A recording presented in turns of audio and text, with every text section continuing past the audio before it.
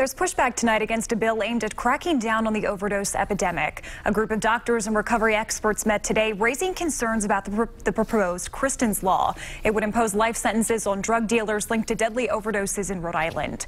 Eyewitness News reporter Eric Halperin joins us now with the new details. Eric. Caroline, the group that met today is made up of several medical professionals and those in recovery. They say the intentions behind Kristen's law are good, but that as it's written right now, it misses the point. The bill is named after Kristen of Cranston, who died of an overdose in 2014.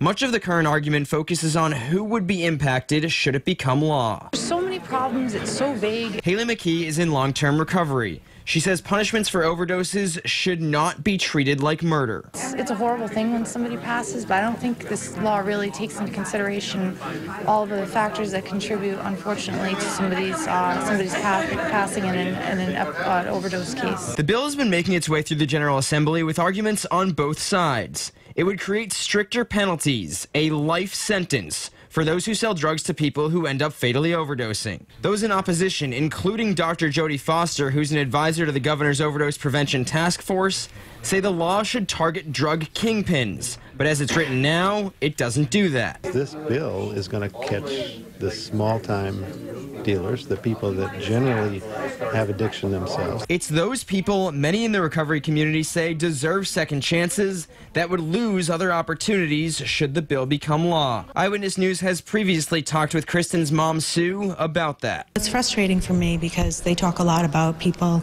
not having to go to jail, and they shouldn't go to jail, and they should get second chances, and my daughter didn't get a second chance. And the House Judiciary Committee is scheduled to vote on Kristen's law this Wednesday night. I'm Eric Halperin, Eyewitness News.